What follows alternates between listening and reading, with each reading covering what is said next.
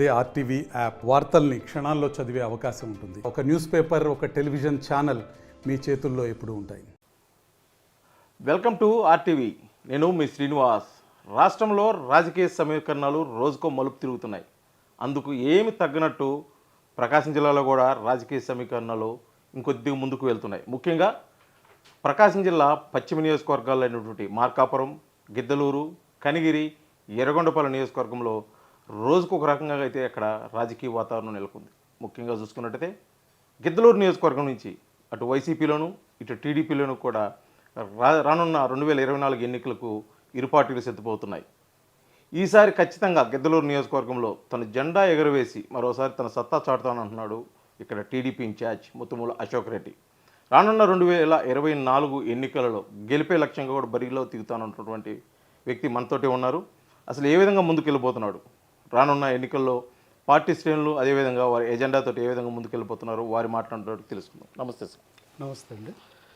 ముత్తుమూల అశోక్ రెడ్డి 2014 ఎన్నికల్లో మొదటిసారిగా శాసనసభకి వైఎస్ఆర్సీపీ తరఫున ఎన్నికైనటువంటి వ్యక్తి. అతి కొద్ది కాలంలోనే టీడీపీ కండువా కప్పుకొని టీడీపీలోనే ఇప్పుడు కొనసాగుతున్నారు. పార్టీ మారటానికి గల ముఖ్యమైన కారణాలు ఏమైంది? 2014 సంవత్సరంలో ఆ రోజు మనకి వైఎస్ఆర్ కాంగ్రెస్ పార్టీ తరపున నేను శాసనసభ్యుడిగా ఎన్నికైన తర్వాత ఈ నియోజకవర్గంలో ప్రజల యొక్క ఆకాంక్ష ఏంటంటే అభివృద్ధి అనేటువంటిది ఈ వెనుకబడినటువంటి ప్రాంతంలో అభివృద్ధి జరగాలనేటువంటి ఉద్దేశంతో నియోజకవర్గంలో ఉన్నటువంటి ప్రజలు, నాయకులు ఆ విధమైనటువంటి ఆలోచనతో నా మీద ఒత్తిడి తీసుకొని రావడం, ఆ రోజు నేను తెలుగుదేశం పార్టీలో చేరడం జరిగింది. తెలుగుదేశం పార్టీలో నేను చేరిన తర్వాత 3 సంవత్సరాల కాలంలో ఆ రోజు మా యొక్క తెలుగుదేశం పార్టీ అధినేత, మా యొక్క నాయకుడు చంద్రబాబు నాయుడు గారు మా నియోజకవర్గం మీద ప్రత్యేకమైనటువంటి ప్రేమతో 1370 కోట్ల రూపాయల నిధులు ఇవ్వడం, మా నియోజకవర్గం వెనుకబడినటువంటి తనంలో ఒకవైపు సాగునీరు ఇబ్బందిలో ఉంది, రెండో వైపు త్రాగునీటికి కూడా తీవ్రమైనటువంటి సమస్యల్లో ఉండడం జరిగింది. వీటన్నిటిని కూడా ప్రాధాన్యతనిస్తూ నియోజకవర్గంలో త్రాగునీటికి 500 కోట్ల రూపాయల నిధులని చంద్రబాబు నాయుడు గారు ఇవ్వడం, వాటిని ఆ విధంగా మాకు అభివృద్ధి అనేటువంటిది ఒక నీటికి సంబంధించిన విషయమే కాదు, చెరువుల అభివృద్ధికి సంబంధించినటువంటి విషయమే కాదు, రోడ్లకు సంబంధించిందే కాదు, పెద్ద ఎత్తున తెలుగుదేశం పార్టీలో చేరడం గుండా నియోజకవర్గంలో గతంలో ఎన్నడూ జరిగినటువంటి అభివృద్ధిని మేము చేసుకోవడం జరిగింది. దీనికి మేము అభివృద్ధే ప్రధానమైనటువంటి కారణంగా మేము వైఎస్ఆర్ కాంగ్రెస్ పార్టీ నుంచి తెలుగుదేశంలో చేరడం జరిగిందని నేను తెలియజేస్తా ఉన్నాను. నేను అదే ఉద్దేశంతో 2014 ఎన్నికల్లో గెలిచిన తర్వాత 2015-16 మధ్యకాలంలో టీడీపీలోకి వచ్చారు. కానీ మీరు అనుకున్న విధంగా అదేవిధంగా ప్రజలు ఆకాంక్షించిన విధంగా కూడా గిద్దలూరులో పూర్తి స్థాయిలో అయితే మంచినీటి సమస్య పరిష్కారం కాలేదని ఇప్పటికీ ఉంది. అందువల్లే 2019లో అయితే వారు అతి తక్కువ ఓటింగ్ మీకు నమోదైందని చెప్పేసి కూడా ఒక ప్రచారం ఉంది సార్ గిద్దలూరు నియోజకవర్గంలో. మీరు అన్నటువంటిది ఒకటైతే మన 2019 ఎన్నికలలో నేను మన తెలుగుదేశం పార్టీకి వచ్చినటువంటి ఓట్లు తీసుకుంటే బాగా తక్కువ వచ్చినటువంటి మాట వాస్తవం. కానీ ఆ రోజు 2014-19లో ఏదైతే నేను తెలుగుదేశం పార్టీలో చేరిన తర్వాత త్రాగునీటి సమస్యకి 500 కోట్లు మనకి ఆనాటి మా గౌరవ ముఖ్యమంత్రి చంద్రబాబు నాయుడు గారు 500 కోట్లు నిధులు పెట్టారు. వాటిని మేము వీటికి తీసుకొని పోయిన తర్వాత నిధులు శాంక్షన్ అయ్యి టెండర్స్ పిలిచిన తర్వాత అప్పుడు ఏం జరిగిందనంటే ఈ ప్రభుత్వం వచ్చిన తర్వాత ఈ వర్క్స్ని మొత్తాన్ని కూడా రద్దు చేసింది. మేము ఆ రోజు రామన్న కథవ నుంచి గిద్దలూరు టౌన్కి 100 కోట్ల రూపాయలతో నిధులు పెట్టాము. మేము పైప్ లైన్స్ ద్వారా అన్ని కూడా తోలించి పనులు మొదలుపెట్టినా కూడా ఈ ప్రభుత్వం వచ్చిన తర్వాత తెలుగుదేశం ప్రభుత్వ హయాంలో మంచినీటి సమస్య కోసం నిధులు పెట్టారు. ఇవి చేస్తే తెలుగుదేశం పార్టీకి అశోక్ రెడ్డి అనేటువంటి నాకు పేరు వస్తుందనేటువంటి ఉద్దేశంతో వైఎస్ఆర్ కాంగ్రెస్ పార్టీ ఇక్కడ ఉన్నటువంటి వైఎస్ఆర్ కాంగ్రెస్ పార్టీ నాయకులు వాటిని రద్దు చేశారు. రెండవ విషయం ఏమిటంటే ప్రజలు తెలుగుదేశం పార్టీ పట్ల అనుకూలంగా ఉన్నా కూడా ఆనాటికి నేను వైఎస్ఆర్ కాంగ్రెస్ నుంచి తెలుగుదేశంలోకి రావటం, 2 పార్టీల శ్రేణులు నాతో కూడా వాళ్ళు ప్రయాణం చేయడంతో ఇద్దరిని సమన్వయపరచుకోవడంలో కొంత నేను అక్కడ వెనకబడ్డటువంటి మాట వాస్తవం. దాని రిజల్ట్స్ అనేటువంటిది ఎన్నికలలో నాకు రిఫ్లెక్ట్ అయ్యాయి. ఈ 2019 తర్వాత ఇప్పుడున్నటువంటి పరిస్థితుల్లో ఆ తప్పులను సరిదిద్దుకొని ప్రజలలో ముందుకు పోయాం.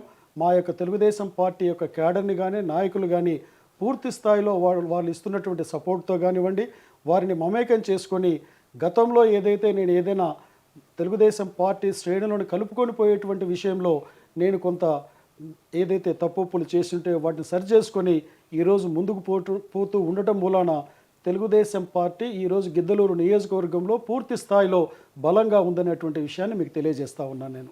అదేవిధంగా గతంలో వచ్చిన వైఎస్ఆర్ కానీ తర్వాత వచ్చిన టీడీపీ కానీ ఇప్పుడున్న వైఎస్ఆర్సీపీ కానీ వెలుగొండ ప్రాజెక్ట్ చుట్టూరు అయితే అసలు పూర్తిగా అది ఒక ఎజెండాగా పెట్టయితే ఓట్ల కోసం కూడా వెళ్ళడం జరిగింది. కానీ ఎవరు దాన్ని సార్థకతంగా అంటే ప్రజలకు వాడుకలోకి తెచ్చిన పరిస్థితి అయితే ఇప్పటి వరకు కనిపించలేదు. మీరు దాని మీద ఏమైనా ప్రత్యేకమైన ఒక ఆలోచన ఏమైనా ఉందా వెలుగొండ ప్రాజెక్టు పూర్తి చేసేదాని కోసం? తప్పకుండా వెలుగొండ ప్రాజెక్టుని మేము ఈ ప్రాంత ప్రజల యొక్క జీవనాడి వెలుగొండ ప్రాజెక్టు. పశ్చిమ ప్రకాశంలో ఉన్నటువంటి తెలుగుదేశం పార్టీ నాయకులమందరం కూడా మేము మా గౌరవ తెలుగుదేశం పార్టీ అధినాయకుడు నారా చంద్రబాబు నాయుడు గారిని మేము కలిసినప్పుడు మా వెనుకబాటుతనం పోవాలంటే మాకు రెండు ముఖ్యమైనటువంటి అంశాలు ఉన్నాయి సార్. ఇక్కడ వెలుగొండ ప్రాజెక్ట్ అనేటువంటిది ఇచ్చినట్లయితే మా ప్రాంత రైతాంగం అనేటువంటిది ఎంతో ముందుకు పోయేటువంటి పరిస్థితి ఉంటుంది. రెండవది వెనుకబడినటువంటి ప్రాంతాలకు మాకు మార్కాపురం జిల్లాగా మాకు పశ్చిమ ప్రకాశాన్ని ఒక జిల్లాగా మీరు ప్రకటించాలని కూడా మేము కోరడం జరిగింది. చంద్రబాబు నాయుడు గారు ఒకటే చెప్పారు, తెలుగుదేశం ప్రభుత్వం అధికారంలో ఉన్నటువంటి 14-19 సంవత్సరాల కాలంలో మేము 1411 కోట్లు నిధులు పెట్టి ఆ రోజు మొదటి ఏదైతే సొరంగం ఉందో దాన్ని మేము టన్నెల్ని కంప్లీట్ చేశారు 2017లోనే. తరువాత ఇప్పుడు వచ్చినటువంటి వైఎస్ఆర్ ప్రభుత్వం 5 సంవత్సరాల కాలంలో అధికారంలోకి రాకముందు సంవత్సర కాలంలోనే వెలుగొండ ప్రాజెక్ట్ని కంప్లీట్ చేస్తామని చెప్పారు. ఇప్పుడు వాళ్ళు అధికారంలోకి వచ్చి 4 సంవత్సరాల 9 నెలలు అయింది. ఈ సంవత్సరం వెలుగొండ ప్రాజెక్టుకు వాళ్ళు పెట్టినటువంటి నిధులు 101 కోట్ల రూపాయలు. వెలుగొండ ప్రాజెక్టు పనులు చేసేదానికి కాదది, ఆ ప్రాజెక్టులో పనిచేసే వాళ్ళ యొక్క జీతాలకు సరిపోతుంది 101 కోట్ల రూపాయలు. అంటే ఈరోజు చిత్తశుద్ధి ఎవరికి ఉందో అనేటువంటి దీన్ని బట్టే మనకు అర్థమవుతా ఉంది. వెలుగొండ ప్రాజెక్టు టన్నెల్ కంప్లీట్ చేసిన తెలుగుదేశం ప్రభుత్వం అయితే మొన్నటికి మొన్న 9.2 మీటర్ల డయా ఉన్నటువంటి రెండవ టన్నెల్ ఏదైతే ఉందో తెలుగుదేశం ప్రభుత్వ హయాంలోనే 11 కిలోమీటర్లని తెలుగుదేశం కంప్లీట్ చేస్తే 7 కిలోమీటర్లు కంప్లీట్ చేసేదానికి వారికి మొన్న మేము టన్నెల్ కంప్లీట్ చేశామని చెప్తున్నారు వైఎస్ఆర్ కాంగ్రెస్ ప్రభుత్వం. నేను ఒకటే అడుగుతున్నాను వైఎస్ఆర్ ప్రభుత్వాన్ని, మీరు సంవత్సర కాలంలో వెలుగొండ ప్రాజెక్ట్ని కంప్లీట్ చేసి మా ప్రాంతంలో ఉన్నటువంటి రైతాంగాల పొలాలకు నీళ్ళు ఇస్తామని మీరు చెప్పారు కదా, టన్నెల్ కంప్లీట్ అయినంత మాత్రాన మా రైతాంగానికి మాకు నీరు అందుతుందని నేను అడుగుతున్నాను. మీరు పెట్టిన నిధులు ఎంత? ఈ 5 సంవత్సరాల కాలంలో 911 కోట్లు పెట్టారు. తెలుగుదేశం ప్రభుత్వ హయాంలో 1411 కోట్లు పెట్టారు. ఇక్కడనే చిత్తశుద్ధి లేని ప్రభుత్వం వైఎస్ఆర్ ప్రభుత్వం, చిత్తశుద్ధితో పనిచేసినటువంటి ప్రభుత్వం తెలుగుదేశం ప్రభుత్వం. రేపు తెలుగుదేశం ప్రభుత్వం అధికారంలోకి వచ్చినటువంటి వెనువెంటనే వెలుగొండ ప్రాజెక్టుకి ప్రాధాన్యతనిచ్చి ఖచ్చితంగా చంద్రబాబు నాయుడు గారు మాకు హామీ ఇచ్చారు, వెలుగొండ ప్రాజెక్ట్ని కంప్లీట్ చేసి మన ప్రాంత రైతాంగానికి నీళ్ళు ఇస్తామని కూడా చెప్పారు. రేపు తెలుగుదేశం ప్రభుత్వం వచ్చిన తర్వాత నీరు ఇవ్వడం తథ్యమని నేను తెలియజేస్తా ఉన్నాను. ఇంకా రాజకీయ విషయానికి వస్తే మీరు గతంలో వైసీపీలో ఉన్నప్పుడు కానీ ఇప్పుడు కానీ మాజీ మంత్రివర్యులు ఒంగోలు శాసనసభ్యులు బాలినేని శ్రీనివాసరెడ్డికి మీరు అత్యంత ఆప్తులు. మీ ఇద్దరి మధ్య మంచి శాస్త్రసంబంధాలు కూడా సంబంధాలు అయితే ఇప్పటికీ కొనసాగుతున్నాయని అనుకుంటున్నాం. అతనే గిద్దలూరు నియోజకవర్గం వైఎస్ఆర్సీపీ అభ్యర్థిగా బరిలో ఉండబోతున్నారని చెప్పి ఒక ప్రచారం అవుతుంది. అదే అనివార్యమైతే మీరు ఏ విధంగా అతన్ని ప్రత్యర్థిగా భావిస్తారా, లేకపోతే ఎలాగా మీరు ఏ విధంగా ఫీల్ అవుతారు? ఒకటైతే వాస్తవం అండి, రాజకీయాలలో నేను ఏ పార్టీలో ఉన్నా కూడా మా యొక్క నాయకులతో నేను సత్సంబంధాలతోనే నేను ఉండడం జరుగుతుంది. అది ఆ పార్టీలో ఉన్నంతసేపు. నేను ఈరోజు తెలుగుదేశం పార్టీలో ఉన్నాను, మాకున్నటువంటి శాసనసభ్యులు కానీ మాకున్నటువంటి మాజీ శాసనసభ్యులతో కానీ మా నాయకులతో కానీ చాలా అన్యోన్యంగా ఉంటాను నేను. ఇది నా స్వభావం. ఇది ఈరోజు మీరు అంటూ ఉన్నారు వేరే వ్యక్తులు అక్కడి నుంచి ఇక్కడికి వస్తారు, ఇంకొకరు రావచ్చు అనే మాట మీరు చెప్తా ఉన్నారు. నేను తెలుగుదేశం పార్టీ తరఫున గిద్దలూరు నియోజకవర్గంలో పోటీ చేస్తూ ఉన్నాను. నా ప్రత్యర్థి ఎవరైనా కూడా ప్రత్యర్థిని రాజకీయ పరంగా ఖచ్చితంగా మేము ఎదుర్కొంటాం.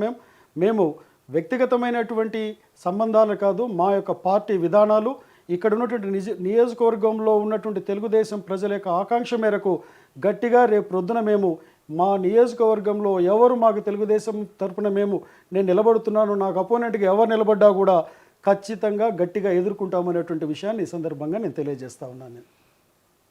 ఇప్పుడు గతంలో ఎన్నడూ లేని విధంగా 2024 ఎన్నికలు ముఖ్యంగా జనసేన టీడీపీ పొత్తులతో వెళ్తుంది కొత్తగా.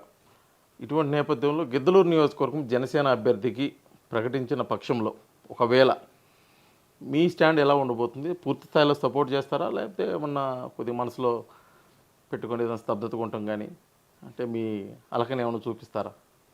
ఒకటైతే వాస్తవం అండి, మాకు తెలుగుదేశం పార్టీలో నేను 2016లో చేరినప్పటి నుంచి మా నాయకుడు ఏ విధమైనటువంటి సూచనలు ఇచ్చినా కూడా మా నాయకుడు చంద్రబాబు నాయుడు గారు మేము వాటిని ఆచరణలో పెట్టుకుంటూ తప్పకుండా ముందుకు పోతా ఉన్నాం. 19 నుంచి ఇప్పటి వరకు కూడా తెలుగుదేశం శ్రేణుల్ని, తెలుగుదేశం పార్టీ విధి విధానాలని ఏదైతే మా అధినాయకుడు ఇచ్చినటువంటి వీటిని మేము ముందుకు తీసుకొని పోతూ తెలుగుదేశాన్ని బలోపేతం చేసుకుంటూ ముందుకు పోయాం. నేను 2024 ఎన్నికలలో తెలుగుదేశం జనసేన పక్షాన 2 ఉమ్మడి అభ్యర్థిగా నేను పోటీ చేస్తున్నాను. నేను ఖచ్చితంగా ఇక్కడ నేను పోటీ చేస్తూ ఉన్నాను. అయితే మీరు ఒక మాట అన్నారు, తెలుగుదేశం జనసేన పక్షాన జనసేన అభ్యర్థికి ఇస్తే మీరు ఎలా చేస్తారని. మా నాయకుడి యొక్క సూచనని తప్పకుండా నేను ఆచరణలో పాటిస్తాను. మా అధినాయకుడు చంద్రబాబు నాయుడు గారు ఆయన నిర్ణయం ఏది చేసినా కూడా దాన్ని అమల్లో పెడతామనేటువంటి విషయాన్ని నేను స్పష్టంగా తెలియజేస్తా ఉన్నాను. నేను ప్రస్తుతం గిద్దలూరు నియోజకవర్గంలో గడ్డు కాలం ఎదుర్కొంటున్నటువంటి ముత్తుమూల అశోక్ రెడ్డి ఇప్పుడు వైసీపీలో ఉన్న కొంత వర్గపోరు అయితే నడుస్తుంది. ఆ వర్గపోరు మీకు అనుకూలంగా మార్చుకొని 2024 ఎన్నికలకి ఏమైనా ముందుకెళ్ళిపోతారా? ఒకటైతే ఏమంటున్నానంటే, ప్రత్యర్థి పార్టీ ప్రతిపక్ష అంటే ఈరోజు వైఎస్ఆర్ పార్టీలో ఏమి జరుగుతుంది అనేటువంటిది వారి యొక్క అంతర్గతమైనటువంటి విషయం. అది నేను తెలుగుదేశం పార్టీ పరంగా తెలుగుదేశం యొక్క విధి విధానాలని ఆకర్షితులే మా పార్టీలోకి వచ్చేటువంటి వారందరినీ కూడా నేను ఆహ్వానిస్తాను. అది పార్టీ బలోపేతం కోసం నేను ఖచ్చితంగా ఆ విధమైనటువంటి విధానాలతో నేను పోతాను. రెండవ విషయం మీకు చెప్పేది ఏంటంటే, ఇక్కడ వైఎస్ఆర్ కాంగ్రెస్ పార్టీలో ఏమి జరిగిందనేటువంటి విషయం కంటే కూడా మా పార్టీని మేము ఎంతగా బలోపేతంగా ముందుకు తీసుకుపోతున్నామనే దాని మీద అయితే నేను దృష్టి పెట్టి ముందుకు పోవడం జరుగుతూ ఉంది. ఎన్నికలంటేనే ఓట్లు, ప్రచారం, కార్యకర్తలు, అభిమానులు, నాయకులు రకరకాలు. వీటన్నిటికంటే కూడా ముఖ్యమైనది ఒకటైతే కీరోలు డబ్బు. ఓటు పడాలన్నా పడినోటు పూర్తి స్థాయిలో బయటకు వచ్చేసి మీరు గెలుపుని నిర్ణయించాలన్నా మొత్తం డబ్బు చుట్టూరు తిరుగుతుంది. ఈ ఎన్నికల్లో కూడా డబ్బు అయితే ప్రాధాన్యత అయితే మొదటి స్థానంలో ఉంటుంది. అది ఏ స్థాయిలో మీరు ఆ విషయంలో ముందుకెళ్ళిపోతున్నారో, దీనికి అన్నీ సిద్ధంగా ఉన్నారా? రాజకీయాలలో నాకు తెలిసినంత మట్టుకు ఏంటంటేనండి, గ్రామాలలో ఉన్నటువంటి నాయకత్వం, ఆ నాయకత్వాన్ని బలోపేతం చేసుకుని ఎన్నికలకు సంసిద్ధం కావడం అనేది నాకు తెలిసినంత మట్టుకు ఉన్న విషయం. మేము ఎన్నికలకు సంసిద్ధం కావడం అంటే అర్థం ఏమిటంటే, మా యొక్క క్యాడర్ని పూర్తిగా బలం చేసుకోవడం అనేటువంటి విషయం. దాన్ని అయితే నేను సంపూర్ణంగా చేసుకొని మా క్యాడర్ని అన్ని గ్రామ పంచాయతీల్లో బలోపేతం చేసుకొని ఎన్నికలకు సంసిద్ధంగా నేను ఉన్నటువంటి మాట వాస్తవం. అంటే డబ్బు పెద్దగా అవసరం లేదంటారా? రాజకీయాలలో మనకు కావాల్సింది నాయకత్వ బలం కావాలి, గ్రామాలలో పటిష్టంగా మన క్యాడర్ ఉండాలి. ఆ విధంగా నేను ఖచ్చితంగా వాటిని మా నాయకత్వాన్ని, మా గ్రామాల్లో ఉన్నటువంటి క్యాడర్ని బలోపేతం చేసుకుని నేను ముందుకు పోతా ఉన్నాను. ఆ దిశగానే నేను ముందుకు పోతాను. ఇప్పుడు రాష్ట్రంలో ఉన్న రాజకీయ పార్టీలు ముఖ్యంగా జనసేన, టీడీపీ పొత్తుతో వెళ్తుంటే వైఎస్ఆర్సీపీ ఒంటరి పోరాటం చేస్తుంది. వీటి మూడు పార్టీలకి తోడు ఇప్పుడు కాంగ్రెస్ మరోసారి ప్రధాన పార్టీ హోదాలో మేము కూడా 2024కి సిద్ధమవుతున్నాం ఉన్నారు. ఆ పార్టీ పోటీలో ఉండటం అయితే కామన్ థింగ్, కానీ అక్కడ దాంట్లో ఉన్న మనిషి, వ్యక్తి దివంగత వైఎస్ఆర్ బిడ్డ వైఎస్ షర్మిల రాష్ట్ర పిసిసి అధ్యక్షురాల హోదాలో ఎన్నికలకైతే రాబోతుంది. అది టీడీపీకి లాభం అంటారా, నష్టం అంటారా? లాభం అయితే ఏ విధంగా లాభం? ఒకవేళ టీడీపీకి జనసేన పొత్తుకి నష్టం అయితే ఏ విధంగా నష్టం కాబోతుందంటారు? ఒకటైతే వాస్తవం అండి, ఇక్కడ కాంగ్రెస్ పార్టీలో షర్మిల గారు ఈరోజు పిసిసి ప్రెసిడెంట్గా ఉన్నారు. తెలుగుదేశం, జనసేన పార్టీ అనేటువంటిది కలిసి ఎన్నిక వెళ్ళడం అనేటువంటిది జరుగుతూ ఉంది. వైఎస్ఆర్ పార్టీ అధికారంలో ఉంది. ఈరోజు వైఎస్ఆర్ కాంగ్రెస్ పార్టీని ఎవరైతే ఇద్దరు అధినాయకత్వాలు ఉన్నారో వాళ్ళిద్దరూ కూడా అన్నా చెల్లెళ్ళు. వాళ్ళు ఏ విధమైనటువంటి నష్టం ఉన్నా కూడా కాంగ్రెస్ నుంచి వచ్చినటువంటి వైఎస్ఆర్ కాంగ్రెస్ పార్టీకి ఉంటుంది తప్పితే తెలుగుదేశం కానీ, జనసేన పార్టీలు కానీ, కాంగ్రెస్ కానీ వైఎస్ఆర్ కాంగ్రెస్ పార్టీ భావజాలాలకి ఇది వ్యతిరేకంగా ఉన్నటువంటి భావజాలంతో ఉన్నటువంటి పార్టీలు. మా పార్టీకి ఆమె గుండా ఎటువంటి నష్టం ఉండదు. ఆ నష్టం అనేది ఉంటే ఆ రెండు పార్టీలలో ఉంటుంది కానీ మాకైతే ఎటువంటి నష్టం ఉండదు. ఆంధ్రప్రదేశ్లో అత్యధికంగా వలసలు అధికంగా ఉన్నటువంటి గిద్దలూరు నియోజకవర్గంలో సుమారు 2,37,000 ఓటర్స్ ఉన్న గిద్దలూరు నియోజకవర్గంలో మరోసారి ముత్తుమూల అశోక్ రెడ్డి శాసనసభ్యుడిగా ఎన్నికయ్యేదాని కోసం ఒక మాట ఏదైనా చెప్పదలుచుకుంటే ఆ మాట ఏమై ఉంటుందో అది మీరు ప్రజలకు ఏం చెప్తారు? రేపటి రోజు 2024 సంవత్సరంలో జరగబోయేటువంటి రేపు ఎన్నికలలో నేను శాసనసభ్యుడిగా ఎన్నికైతే ఈ ప్రాంతంలో సాగునీటి రంగాన్ని నేను అత్యధిక ప్రాధాన్యత ఇవ్వడం జరుగుతుంది. అలాగే త్రాగునీటి రంగానికి కూడా అత్యంత ప్రాధాన్యత ఇవ్వడం జరుగుతుంది.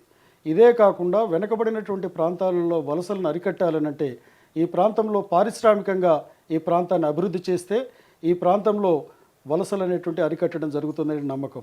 వెనుకబాటుతనం పోవాలి అని అంటే ఇవన్నీ త్రాగునీరు అనేటువంటిది సాగునీరు అనేది మాకు కావాలి. ఇక్కడ పరిశ్రమలు నెలకొల్పుతూనే మా వెనుకబాటుతనం పోతుందనేటువంటి ఉద్దేశంతో రేపు శాసనసభ్యుడిగా ఎన్నికైన తర్వాత వీటికి పూర్తి ప్రాధాన్యతనిచ్చి ఈ ప్రాంతంలో నిరుద్యోగులకి ఉద్యోగ కల్పన, వలసలను అరికట్టేదానికి ఇది ఒక తారక మంత్రమని నేను సంపూర్ణంగా నమ్ముతా ఉన్నాను. నేను గిద్దలూరు నియోజకవర్గం అంటే ముఖ్యంగా గుర్తొచ్చేదైతే మంచినీటి సమస్య, అదేవిధంగా సాగుకి కావాల్సిన నీళ్లు, వీటితోటి ఎజెండాతోటి గతంలో కూడా టీడీపీ ప్రభుత్వంలో కొంత పని అయితే జరిగింది మీ హయాంలో. ఆ పని పూర్తిగా కాలేదని చెప్పేసి కూడా ప్రజల్లో అయితే కొంత అసంతృప్తి ఉంది. అసలు ఆ పని ఏం జరిగింది, జరగాల్సిన పని ఏముంది సార్? తెలుగుదేశం ప్రభుత్వంలో నేను శాసనసభ్యుడిగా ఉన్నప్పుడు గిద్దలూరు నియోజకవర్గంలో తీవ్రమైనటువంటి త్రాగునీటి సమస్యతో ఇక్కడ ఉండడం జరిగింది. ఆ రోజు నేను శాసనసభ్యుడిగా ఉన్నప్పుడు ప్రతిరోజు గిద్దలూరు పట్టణంలో 600 ట్యాంకర్లతో నీళ్లు తోలించినా కూడా ప్రజలకు మరలా ఆ ఇంటికి మరలా రావాలంటే 3వ రోజు పడుతున్నటువంటి పరిస్థితి. అటువంటి పరిస్థితిని నేను బయట తీసుకురావాలనే ఉద్దేశంతో గుండ్లమోటు నుంచి గిద్దలూరుకి పైప్ లైన్ ద్వారా నీరు అందించి గిద్దలూరు నియోజకవర్గ ప్రజలని దాహార్తి నుంచి బయటికి తీసుకురావడం జరిగింది. ఇదే కాకుండా రామన్న కతవ నుంచి 100 కోట్ల రూపాయల నిధులు పెట్టి అక్కడి నుంచి పైప్ లైన్ ద్వారా శాశ్వతంగా గిద్దలూరు పట్టణంలో త్రాగునీటి సమస్య లేకుండా చేయాలనే ఉద్దేశంతో ఆ కార్యక్రమాన్ని కూడా నేను మొదలు పెట్టించడం జరిగింది. ఆ కార్యక్రమాన్ని నేను మొదలు పెట్టించి పైప్ లైన్ తోలించాను. కానీ ఈ ప్రభుత్వం వచ్చిన తర్వాత ఆ పనులను పక్కన పెట్టేసి పనులని ఏమాత్రం కూడా వాటి మీద శ్రద్ధ చూపని పరిస్థితి ఈ వైఎస్ఆర్ ప్రభుత్వంలో. ఇదే కాదు, నేను ఆ రోజు నియోజకవర్గంలో ఒక మంచినీళ్ల మీదనే కాదు చెక్ డ్యాములు నిర్మించి రైతులకి వాళ్ళ పొలాలకి మనకి బోర్లకు నీళ్లు బాగా వచ్చేలాగా కొన్ని వందల చెక్ డ్యాములు గిద్దలూరు నియోజకవర్గంలో నేను కట్టించాను. ఇదే కాకుండా వరల్డ్ బ్యాంక్ స్కీమ్లో RRR స్కీమ్లో నియోజకవర్గంలో ఉన్నటువంటి చెరువులన్నిటికీ కూడా నిధులు పెట్టించి ఫేజ్ 1, ఫేజ్ 2, ఫేజ్ 3లో నియోజకవర్గంలో ఉన్నటువంటి చెరువులన్నిటినీ మనకి కవర్ చేసే విధంగా నిధులు పెట్టించి నేను పనులు మొదలు పెట్టించాను. అయితే ఫస్ట్ ఫేజ్లో పెట్టినటువంటి వాటన్నిటిని పనులు కంప్లీట్ చేశారు. సెకండ్ ఫేజ్ టెండర్స్ పిలిచారు, కానీ ఈ ప్రభుత్వం వచ్చిన తర్వాత ఆ పనులు కూడా నత్తనడకగా సాగుతూ ఉన్నాయి. అయితే ఈరోజు నేను ఒకటే చెప్తా ఉన్నాను, నియోజకవర్గంలో సమస్యలు త్రాగునీటి సమస్యనే కాదు, సాగునీటి సమస్యే కాదు. పట్టణంలో తీసుకుంటే ట్రాఫిక్ పెరిగిపోయింది. రాచర్ల గేట్ దగ్గర రైల్వే ఓవర్ బ్రిడ్జ్ సమస్య అనేటువంటిది చాలా ప్రాధాన్యతమైనటువంటి సమస్య.